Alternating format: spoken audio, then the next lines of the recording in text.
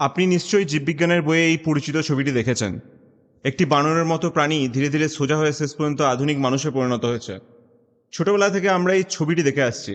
অনেকের কাছে এটিই যেন মানুষের বিবর্তনের বাস্তব চিত্র। ছবিটি দেখে মনে হয় একটি বানর ধাপে ধাপে পরিবর্তিত হয়ে একসময় মানুষে পরিণত হয়েছে। কিন্তু বাস্তবে এই ছবিতে যেমন ধারাবাহিক ধাপে ধাপে পরিবর্তনের চিত্র দেখানো হয়, ফসিল রেকর্ডে তার এমন সরল ও অবিচ্ছিন্ন প্রমাণ পাওয়া যায় না।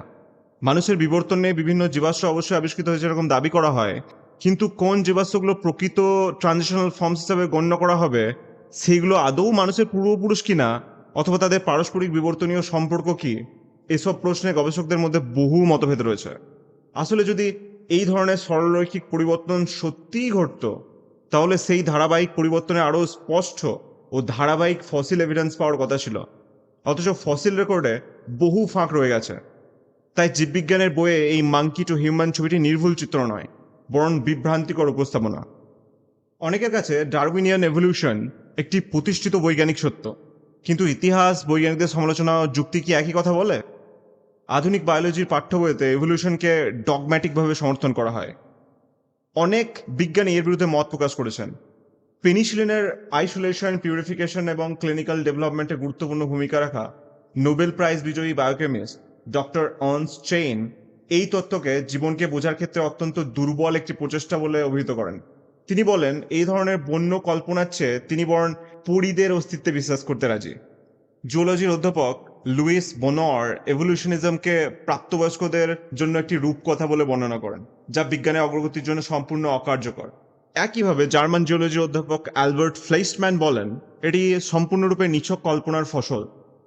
এবার ডারউইনিয়ান এভলিউশনকে মিথ হিসেবে বিবেচনা করার পিছনে কয়েকটি বৈজ্ঞানিক ও দার্শনিক কারণ রয়েছে। এক হচ্ছে, এভলিউশন পর্যবেক্ষণ করা যায় না। Evolution is not observed. বৃহৎ পরিসরে অর্থাৎ ম্যাক্রো এভলিউশন অর্থে এভলিউশনকে কখনোই সরাসরি পর্যবেক্ষণ করা যায়নি, এবং বর্তমানেও সেই অর্থে এটি ঘটতে দেখা যাচ্ছে না।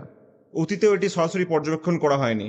তাছাড়া এভলিউশন থিওরি জীবনের অস্তিত্বকে পূর্বশর্ত হিসেবে ধরে নেয়, কিন্তু জীবন কিভাবে শুরু হলো তার কোনো ব্যাখ্যা দেয় না। যখনই ল্যাবরেটরিতে এভলিউশনারি প্রসেস অনুকরণ করার জন্য পরীক্ষা চালানো হয়েছে, তখনই নতুন স্পিসিস তৈরি করতে ব্যর্থ হয়েছে।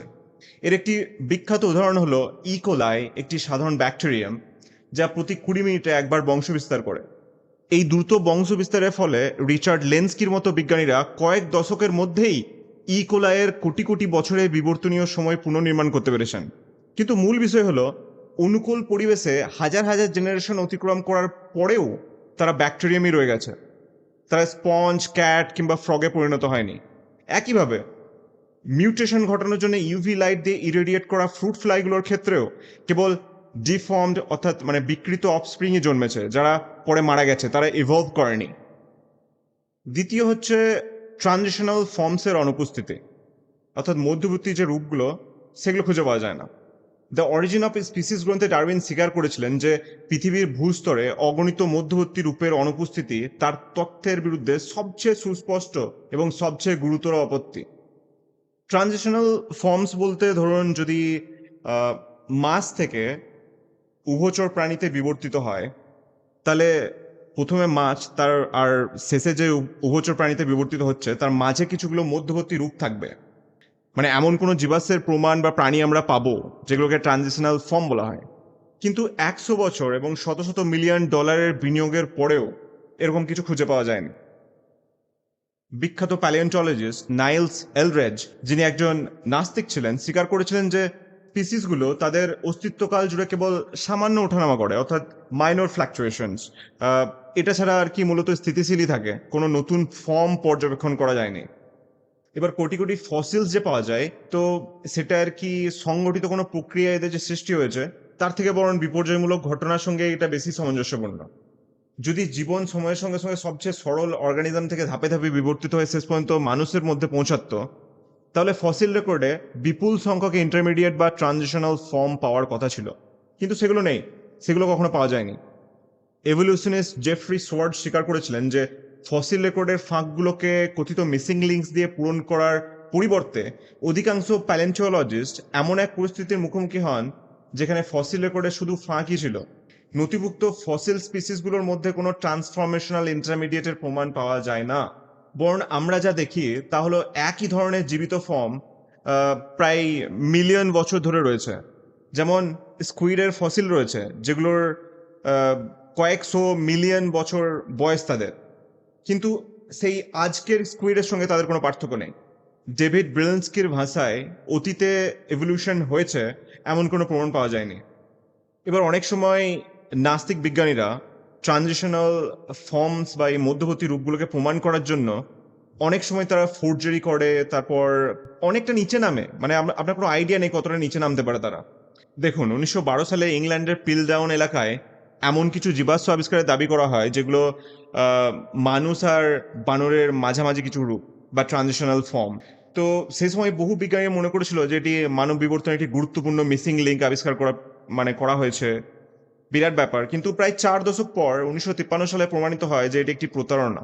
তদন্তে দেখা যায় জীবাশ্মটি আসলে আধুনিক মানুষের খুলির অংশ, তারপর ওরাংউটানের চোয়াল আর ইচ্ছাকৃতভাবে পরিবর্তিত কিছু দাঁত, এগুলোকে সব এক কাছে করে দেখানো হয়েছিল যাতে দেখতে আর কি প্রাচীন জীবাশ্মের মতো মনে হয়। পরবর্তীতে এটা প্রমাণ হিসেবে নাকচ করা হয়। এরকমই আর একটা ফোর্জারি বা এই ভুয়ো জীবাশ্ম হচ্ছে আর্কিওর্যাপ্টর। আর্কিওর্যাপ্টর ছিল মানব সৃষ্ট একটি জাল ভুয়ো জীবাশ্ম, যা 1999 সালে চীন থেকে সংগৃহীত কিছু জীবাশ্মের অংশ জোড়া লাগিয়ে তৈরি করা হয়েছিল। এটি এমনভাবে উপস্থাপনা করা হয়েছিল যেন একটি ডাইনোসর এবং পাখির মধ্যবর্তী কোনো ট্রানজিশনাল ফসিল। বিষয়টি এতটাই আলোচিত হয় যে ন্যাশনাল জিওগ্রাফিক এটা নিয়ে প্রতিবেদন প্রকাশ করে।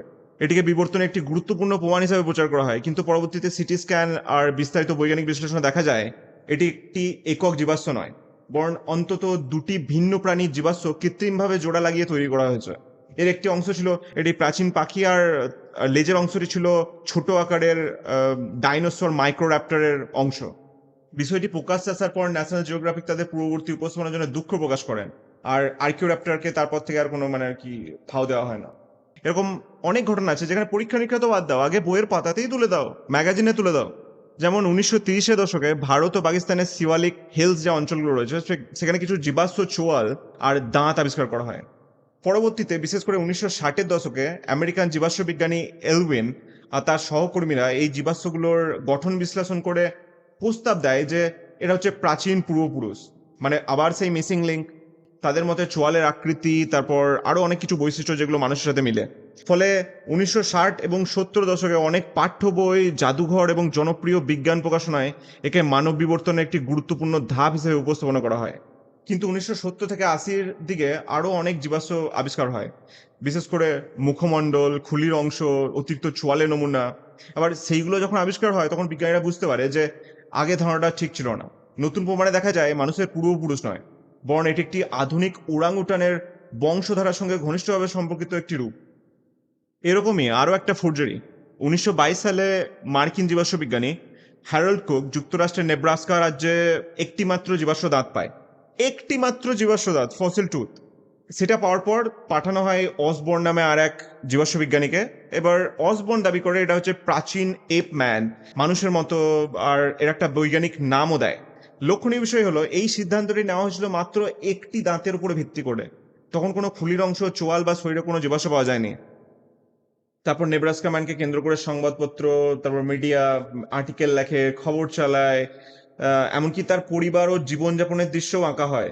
বলা হয়, প্রচার করা হয় যে 50 লক্ষ বছর পুরনো মধ্যবর্তী রূপ কোনো খুঁজে পাওয়া গেছে, ট্রানজিশনাল ফর্ম। কিন্তু পরবর্তীতে একই অঞ্চল থেকে আরো জীবাশ্ম আবিষ্কার হলে জানা যায় যে দাঁতটা মানুষ বা মানুষের মতন কিছু পূর্বপুরুষের নয়। এটা আসলে একটা বিলুপ্ত প্রজাতির পেকেরির দাঁত, যা শূকরের মতো দেখতে, এক ধরনের স্তন্যপায়ী প্রাণী। এরকমই আরো অনেক ঘটনা রয়েছে, যেমন হচ্ছে Java man controversies, Ida fossil announcement, তারপর জাইগান্টোপিথেকাস ইন্টারপ্রিটেশন। নামগুলো বলছি, আপনারা রিসার্চ করতে পারেন।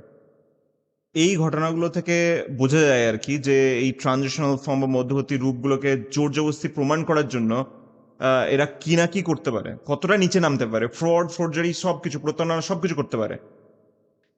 এরপর আসা যাক নিও ডারউইনিজমে। ডারউইনের মূল তত্ত্বে ইনহেরিটেন্স, ভেরিয়েশনের উৎস সম্পর্কে গুরুতর ঘাটতি ছিল। সেই ঘাটতি পূরণের জন্য জেনেটিক্স, মিউটেশন, পপুলেশন জেনেটিক্স যুক্ত করে একটি নতুন কাঠামো নির্মাণ করা হয়, যা নিও ডারউইনিজম নামে পরিচিত। নিও ডারউইনিজমের মূল দাবি হলো র্যান্ডাম মিউটেশন থেকে নতুন জেনেটিক ভ্যারিয়েশন সৃষ্টি করে, এবং ন্যাচারাল সিলেকশন সেই ভ্যারিয়েশনের মধ্যে উপকারী পরিবর্তনগুলোকে সংরক্ষণ করে কোটি কোটি বছর ধরে এই প্রক্রিয়ায় নাকি মলিকিউল থেকে মানুষ পর্যন্ত জীববৈচিত্র্যের সৃষ্টি করেছে। কিন্তু এখানেই নিও ডারউইনিজমের সবচেয়ে বড় সমস্যা। ন্যাচারাল সিলেকশন নিজে থেকে কিছু সৃষ্টি করতে পারে না। এটি কোনো ইঞ্জিনিয়ার নয়, ডিজাইনার নয় বা ইনভেন্টর নয়। এটি কেবল ইতিমধ্যে বিদ্যমান ভেরিয়েশনের মধ্যে নির্বাচন করে, অর্থাৎ আগে থেকেই রয়েছে এরকম যে ভ্যারিয়েশনগুলো তার মধ্যে থেকে নির্বাচন করতে পারে। অনেক এভলিউশনারি বায়োলজিস্ট স্বীকার করেন যে natural selection acts as a filter, not as a source of variation. অর্থাৎ নিউ জেনেটিক ইনফরমেশন বা নিউ বায়োলজিক্যাল স্ট্রাকচার তৈরির কাজ ন্যাচারাল সিলেকশনের নয়। তার কাজ কেবল আগে থেকেই যে এক্সিস্ট করে ভেরিয়েশনগুলো তার মধ্যে কোনটি টিকে থাকবে তা নির্ধারণ করা। তাহলে প্রশ্ন হলো, যদি ন্যাচারাল সিলেকশন কিছু সৃষ্টি নাই করে, তবে নতুন জেনেটিক ইনফরমেশন আসে কোথা থেকে? নিও ডারউইনিজমের উত্তর হলো র্যান্ডম মিউটেশন। কিন্তু মিউটেশন অধিকাংশই হয় নিউট্রাল নয়তো হার্মফুল। উপকারী মিউটেশন অত্যন্ত বিরল এবং সেগুলো নতুন মলিকুলার মেশিন, নতুন অর্গান বা নতুন বডি প্ল্যান তৈরির জন্য প্রয়োজনীয় বিপুল পরিমাণ নির্দিষ্ট ইনফরমেশন সৃষ্টি করে না। অনেকে বলে জীববিজ্ঞানের উদাহরণ রয়েছে যেমন অ্যাডাপ্টেশন ঘটেছে, যেমন antibiotic resistance, pesticide resistance. Mutation এলোমেলোভাবে ঘটে না, বরং পরিবেশগত চাপের ফলে জীবের মধ্যে রয়েছে, আগে থেকেই রয়েছে একটি পূর্বনির্ধারিত অভিযোজন ক্ষমতা, সেটা প্রকাশ পায়।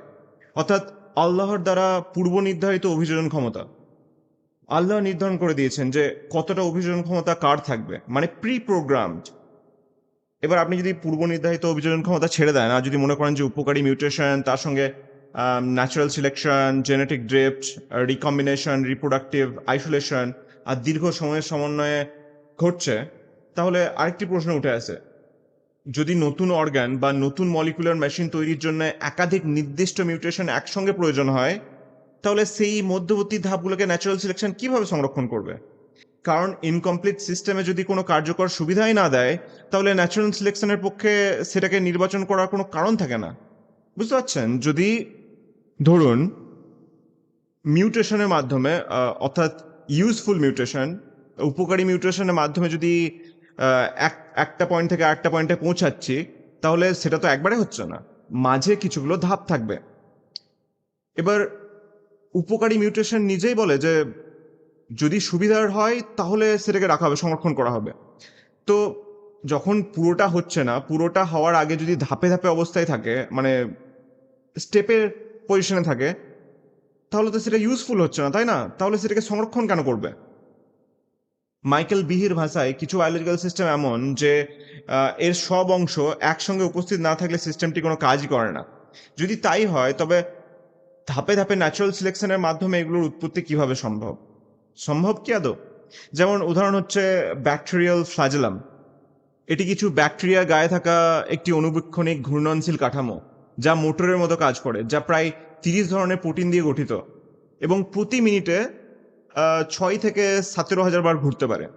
পরীক্ষায় দেখা গেছে এর গঠন ও সংযোজনের জন্য প্রয়োজনীয় বা এসেনশিয়াল জিন যেগুলো, সেগুলো একটিও যদি নিষ্ক্রিয় করে দেওয়া হয়, তাহলে পুরোটা কাজ করবে না। এর সব অংশ একসঙ্গে উপস্থিত না থাকলে সিস্টেমটি কোনো কাজই করে না। আর যদি তাই হয়, তাহলে ধাপে ধাপে ন্যাচারাল সিলেকশনের মাধ্যমে এগুলো উৎপত্তি কিভাবে সম্ভব? এবার যাওয়া যাক ম্যাথমেটিক্যাল ইম্পসিবিলিটির দিকে। গাণিতিকভাবে নিও ডারউইনিয়ান এভলিউশন কেন সম্ভব না? মাত্র 150টি অ্যামিনো অ্যাসিড নিয়ে গঠিত তুলনামূলক ছোট একটি প্রোটিনের ক্ষেত্রেও ফাংশনাল এবং নন ফাংশনাল সিকোয়েন্সের অনুপাত প্রায় 10⁻77 এর মধ্যে একটি। অর্থাৎ সম্ভাব্য 10⁻77টির সিকোয়েন্সের মধ্যে মাত্র একটি সিকোয়েন্স কার্যকরী হওয়ার সম্ভাবনা রয়েছে। মানে কতটা অসম্ভব আপনি ভাবুন। এটা কতটা অসম্ভব সেটা যদি বোঝানোর জন্য আরো সিম্পলি এক্সপ্লেন করা যায়, তাহলে এরকম হবে যে মিল্কি ওয়ে গ্যালাক্সিতে মোট পরমাণুর সংখ্যা হচ্ছে 10⁻65। সেই হিসাবে সম্পূর্ণ এলোমেলোভাবে একটি কার্যকরী প্রোটিন বা ফাংশনাল প্রোটিন সিকোয়েন্স খুঁজে পাওয়া ঠিক এমন যেন মিল্কি ওয়ের মতো আকারের 1 ট্রিলিয়ন গ্যালাক্সির মধ্যে থাকা সব পরমাণুর মধ্যে একটি নির্দিষ্ট পরমাণু খুঁজে বের করার চেষ্টা করা। পৃথিবীর ইতিহাসে এত বিশাল অনুসন্ধান সম্পন্ন করার পর্যাপ্ত সময় কখনো ছিল না। পৃথিবীর সমগ্র ইতিহাসে মোট প্রায় 10⁻40 এত সংখ্যক অর্গানিজমের অস্তিত্ব ছিল। তাই এত সংখ্যক রেপ্লিকেশন ইভেন্ট ঘটলেও 10⁻77 সম্ভাব্য সিকোয়েন্সের অনুসন্ধান সম্পন্ন করার জন্য তা যথেষ্ট নয়। ফলে সম্পূর্ণ র্যান্ডম সার্চের মাধ্যমে নতুন কার্যকরী জেনেটিক ইনফরমেশন বা ফাংশনাল প্রোটিন সিকোয়েন্স পাওয়ার সম্ভাবনা শূন্যের সমান।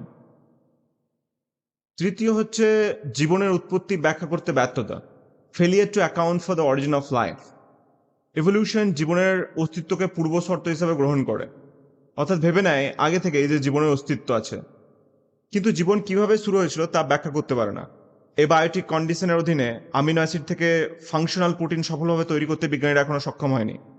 বিশ্বের অন্যতম এক ক্রেডেনশিয়াল বিজ্ঞানী ডক্টর জেমস স্টোর উল্লেখ করেছেন যে পাঠ্য বইয়ে পাওয়া প্রাইমোর্ডিয়াল স্যুপ মডেল একটি রূপকথা, একটি কাল্পনিক গল্প মাত্র, আ ফেয়ারি টেল, আ ফেবল।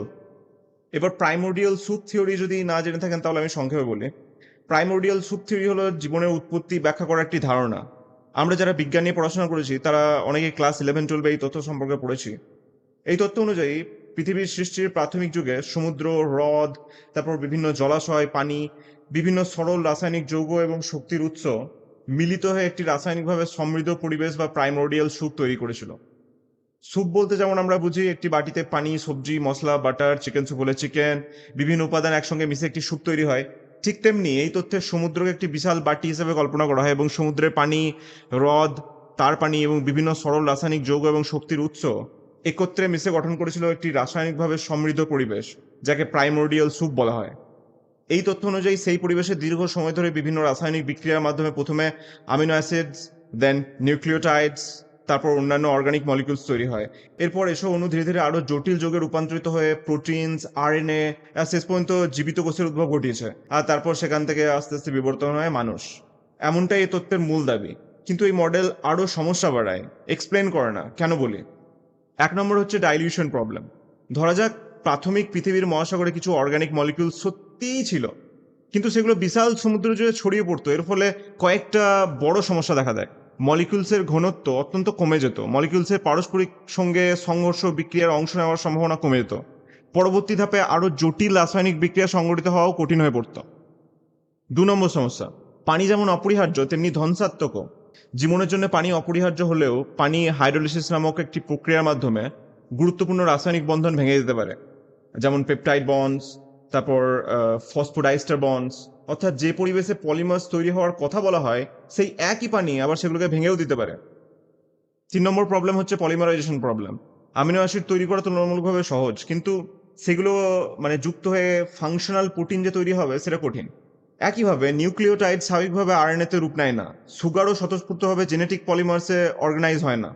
এখনো পর্যন্ত সাধারণ প্রাইমোর্ডিয়াল স্যুপ এক্সপেরিমেন্ট এমনটা দেখাতে পারেনি যে অ্যাবায়োটিক কন্ডিশনের অধীনে জটিল বায়োলজিক্যাল পলিমার স্বতঃস্ফূর্তভাবে তৈরি হচ্ছে। তারপর হচ্ছে গুরুত্বপূর্ণ বায়োমলিকিউলসের অস্থিতিশীলতা।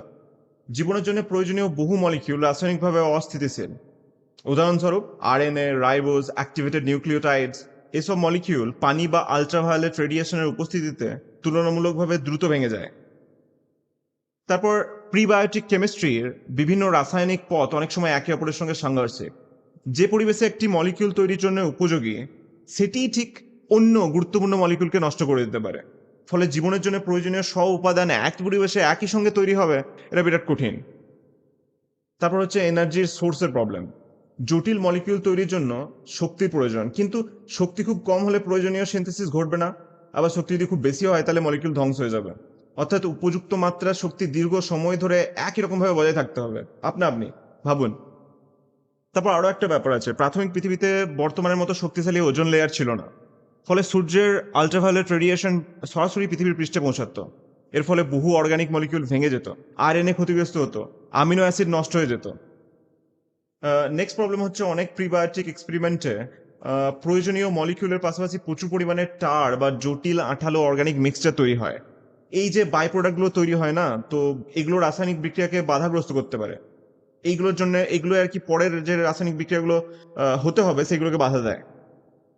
এবার সবকিছু যদি আপনি একসাথে মেলান তাহলে ঠিক এরকম দাঁড়াবে যে অর্গানিক মলিকিউলসকে তৈরি হতে হবে, টিকে থাকতে হবে, পর্যাপ্ত পরিমাণে জমাও হতে হবে, পরস্পরের সঙ্গে বিক্রিয়াও করতে হবে, আবার একই সঙ্গে ভেঙে যাওয়া থেকেও রক্ষা পেতে হবে। এই সমস্ত ধাপগুলোর ধারাবাহিকভাবে সম্পন্ন হওয়া সম্ভব না। আর শেষে আর একটা যেটা এর প্রত্যক্ষ ভূতাত্ত্বিক প্রমাণ নেই। এখনো পর্যন্ত এমন কোনো প্রত্যক্ষ জিওলজিক্যাল এভিডেন্স দেখতে পাওয়া যায়নি যা প্রমাণ করে যে পৃথিবীর সমগ্র মহাসাগর একসময় জৈব পদার্থে সমৃদ্ধ একটি বিশাল প্রাইমোরিয়াল স্যুপ ছিল। আধুনিক অরিজিন অফ লাইফ গবেষণা অনেকাংশে ক্লাসিক প্রাইমোরিয়াল স্যুপ মডেল থেকে সরে এসছে, যেমন আরএনএ ওয়ার্ল্ড হাইপোথিসিস, তারপর হাইড্রোথার্মাল ভেন্ট হাইপোথিসিস ইত্যাদি। এসব মডেলও সফল হতে পারেনি। এবার আমরা আসি স্পেসিফাইড ইনফরমেশনে। স্পেসিফাইড ইনফরমেশন বলতে কি বোঝায়? স্পেসিফাইড ইনফরমেশন বলতে ডিএনএ এবং জেনেটিক কোডে সংরক্ষিত তথ্যকেই বোঝায়। ধরুন, জার্গনে না গিয়ে আমি যদি সহজ ভাষায় বোঝাই তাহলে এরকম হবে যে, ধরুন আপনার হাতে একটা বিশাল বই আছে। ডিএনএ হলো সেই বইটি যেখানে সমস্ত তথ্য সংরক্ষিত রয়েছে, ইনফরমেশন। জিনস হলো সেই বইয়ের অধ্যায় বা চ্যাপ্টার্স। কোডনস হলো সেই শব্দ বা 3 লেটার ইনস্ট্রাকশনস। আর জেনেটিক কোড হলো সেই অভিধান বা নিয়মের বই যা বলে দেয় প্রতিটি কোডনের অর্থ কী। অর্থাৎ ডিএনএ তথ্য সংরক্ষণ করে, আর জেনেটিক কোড সেই তথ্য কিভাবে পড়তে আর ব্যাখ্যা করতে হবে তার নিয়ম নির্ধারণ করে। সহজ ভাষায় ডিএনএ হচ্ছে বই, জিনস হচ্ছে অধ্যায়, কোডনস হচ্ছে শব্দ, জেনেটিক কোড হচ্ছে অভিধান। বই ছাড়া অভিধানের কোনো কাজ নেই, আবার অভিধান ছাড়া বইয়ের ভাষা বোঝায় না। একইভাবে ডিএনএ এবং জেনেটিক কোড একই সঙ্গে কাজ করে। এই তথ্য ব্যবস্থা অবিশ্বাস্য রকমের জটিল।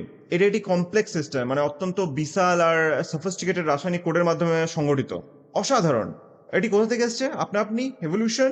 না, একজন ইন্টেলিজেন্ট ডিজাইনার রয়েছে যাকে আমরা আল্লাহ বলি, আল্লাহর সৃষ্টি। তারপর আরো দেখুন, মানুষের চোখ আসলেই এক বিস্ময়কর সৃষ্টি যা মাত্র একটি ফোটনকেও শনাক্ত করতে সক্ষম। এর মধ্যে রয়েছে ফোকাস অ্যাডজাস্ট করা, তারপর আলো কতটা প্রবেশ করবে সেটা নিয়ন্ত্রণ করা, তারপর বিভিন্ন ধরনের যে বিচ্যুতি হয় সেগুলো সংশোধনের সমস্ত জটিল কার্যপ্রণালী রয়েছে। চার্লস ডারউইন নিজে স্বীকার করেছিলেন যে ন্যাচারাল সিলেকশনের মাধ্যমে এত জটিল একটি অঙ্গের সৃষ্টি হয়েছে, এমন ধারণা সর্বোচ্চ মাত্রায় অযৌক্তিক। তবে পরে তিনি যুক্তি দিয়েছিলেন, যদি সাধারণ লাইট সেন্সিটিভ স্পট অর্থাৎ কম জটিল কোন এক চোখ থেকে যদি ধাপে ধাপে জটিল চোখ পর্যন্ত একটি সিরিজ খুঁজে পাওয়া যায় তাহলে এই আপত্তির সমাধান হবে। কারণ 541 বছর আগে, সরি 541 না, 541 মিলিয়ন বছর আগে ক্যাম্ব্রিয়ান এক্সপ্লোশনের সময় জটিল চোখ দেখতে পাওয়া যায়। উদাহরণস্বরূপ ট্রাইলোবাইটের অত্যন্ত জটিল চোখ ছিল, যা আধুনিক ইনসেক্টের মতো। একই সময়ের অন্যান্য প্রাণীদের মধ্যে আবার আমাদের চোখের মতো ক্যামেরা আয়ও দেখা যায়। আমাদের চোখ যেমন ক্যামেরা আয়, সেরকম চোখও দেখা যায় 541 মিলিয়ন বছর আগে। ভাবুন, 541 মিলিয়ন বছর আগে সেম চোখ দেখতে পাচ্ছি ক্যামেরা আয়। এই জটিল গঠনগুলো শুরু থেকেই মানে আর কি পূর্ণাঙ্গ রূপেই আমরা দেখতে পাচ্ছি। ফসিল রেকর্ডে এদের পূর্ববর্তী কোনো সরল রূপ বা পূর্বপুরুষের কোনো প্রমাণ পাওয়া যায় না। ইভলিউশনের আরেকটি যুক্তি হলো ভার্টেব্রেট আই, কারণ এর লাইট সেন্সিং সেলস আলোর দিকে নয় বরং আলোর বিপরীত দিকে মুখ করে থাকে। এর বিপরীতে যেমন স্কুইড বা অক্টোপাস, এরা এই সেফালোপডরা এদের এই কোষগুলো আর কি লেন্সের দিকেই মুখ করে থাকে, মানে লাইট সেন্সিং সেলসগুলো লেন্সের দিকেই মুখ করে থাকে। রিচার্ড ডকিন্স এই বিন্যাসকে উদ্দেশ্যহীন বা আনগাইডেড এভলিউশনের একটি দুর্ঘটনা, অ্যাক্সিডেন্ট বলে ব্যাখ্যা করেন। কিন্তু বিস্তারিত বৈজ্ঞানিক গবেষণা ইঙ্গিত করে যে এই বিন্যাস প্রকৃতপক্ষে সর্বোত্তম। কারণ লাইট সেন্সিং সেলসের মেটাবলিক চাহিদা অনেক, তাই এগুলিকে পুষ্টি যোগানোর জন্য এর পিছনে ব্লাড ভেসেলস এবং এপিথেলিয়াল সেলস থাকা অপরিহার্য। যদি এই কোষগুলো সামনে অবস্থান করতো তাহলে আলোকে বাধা প্রায় অন্ধত্বের কারণ হয়ে দাঁড়াতো। এছাড়াও বিজ্ঞানীরা আবিষ্কার করেছেন যে মিউলার সেলস এক ধরনের ওয়েব গাইড হিসেবে কাজ করে। এগুলো রেটিনার মধ্যে দিয়ে আলোককে সরাসরি ফটোরিসেপ্টরের কাছে পৌঁছে দেয়, ফলে অনেক বেশি পরিষ্কার ছবি তৈরি হয়। চোখের এই কার্যকারিতার প্রমাণ সামনে এলে কেনেথ মিলারের মতো কিছু নাস্তিক বিজ্ঞানী এবং এথিস্ট এভলিউশনিস্টরা যুক্তি দেয় যে এভলিউশন কেবল নিজের প্রাথমিক ত্রুটিকে সংশোধন করেছে, অর্থাৎ প্রথমে ফ্লড ছিল তারপর সেটাকে সংশোধন করেছে, মানে ওই মিউলার সেলস দিয়ে। কিন্তু এমন কোনো ঐতিহাসিক প্রমাণ নেই যেখানে দেখায় যে এরকম চোখ রয়েছে যেটা প্রথমে মিউলার সেলস ছাড়া ছিল না, তারপর হঠাৎ মিউলার সেলস এসছে। ঠিক আছে, মানে এমন কোনো প্রমাণ আমরা দেখতে পাই না, মানে সংশোধনটা বা কারেকশনসটা দেখতেই পাই না। এর আগে মানব চক্ষু কখনো সত্যিই ত্রুটিপূর্ণ ছিল, অর্থাৎ মিউলার সেলস ছাড়া চোখ ছিল, সেটা দেখতেই পায় না, কোনো প্রমাণই নেই। তো এর থেকে স্পষ্ট হয়ে যায় যে বৈজ্ঞানিক প্রমাণ নাস্তিক এভলিউশনিস্টদের বিপরীতে প্রমাণ দিলেও তারা মানব চক্ষুকে ত্রুটিপূর্ণ বা ফ্লড বলে দাবি করে, কারণ এটি একটি নাস্তিক মেটেরিয়ালিস্টিক ন্যারেটিভ বজায় রাখার ডেসপারেট অ্যাটেম্প ছাড়া আর কিছু না। এবার আমরা দার্শনিক কিছু যুক্তি নিয়ে আলোচনা করবো এভলিউশনের বিপক্ষে। ডারউইনিয়ান এভলিউশন দর্শনের কয়েকটি মৌলিক নীতির সঙ্গেও সাংঘর্ষিক। 1 নম্বর হচ্ছে, যা আপনার নেই তা আপনি দিতে পারবেন না। You can't give what you don't have. অর্থাৎ যে জীবের নিজের চোখ নেই সে তার বংশধরকে চোখ দিতে পারে না। জাস্ট ইমাজিন করুন যে যখন সরল জীব থেকে, সরল প্রকৃতির কোনো জীব থেকে জটিল প্রকৃতির জীবের সৃষ্টি হচ্ছে, তো সেখানে যদি প্রথমে তার যদি চোখ না থাকে তাহলে সে নিজের বংশধরকে কি করে চোখ দেবে? দ্বিতীয় হচ্ছে, কার্য কখনোই তার কারণের চেয়ে বৃহত্তর হতে পারে না। এভলিউশন এই নীতি লঙ্ঘন করে, কারণ এটি দাবি করে যে জীবন নির্জীব পদার্থ থেকে এসছে এবং জটিল জীবন সরল জীবন থেকে এসছে। তৃতীয়, লাইক বিগেটস লাইক, অর্থাৎ একটি কুকুর সবসময় একটি কুকুরেরই জন্ম দেবে। সম্পূর্ণ ভিন্ন প্রকৃতি, এসেন্স, কোনো প্রাণী যেমন একটি তিমির জন্ম দেবে না। আজকে ভিডিও এখানেই শেষ করছি, দেখা হবে পরের ভিডিওতে। আশা করি এই ভিডিওটি আপনার ভালো লেগেছে। যদি ভালো লেগে থাকে তাহলে লাইক করুন, কমেন্ট করুন, চ্যানেলটিকে সাবস্ক্রাইব করুন। আপনার নিজের যদি কোনো বন্ধু থাকে যে ডারউইনিয়ান এভলিউশনে অন্ধবিশ্বাসী, তাহলে এই ভিডিওটি তার সঙ্গে শেয়ার করুন। আপনার নিজের যদি এই ভিডিওর কোনো একটা অংশ বুঝতে সমস্যা হয়েছে তাহলে কমেন্টে জানান, তারও রিপ্লাই আমি দেবো। ধন্যবাদ ভিডিওটি দেখার জন্য। ভালো থাকবেন, সবাইকে ভালো রাখবেন। আসসালামু আলাইকুম।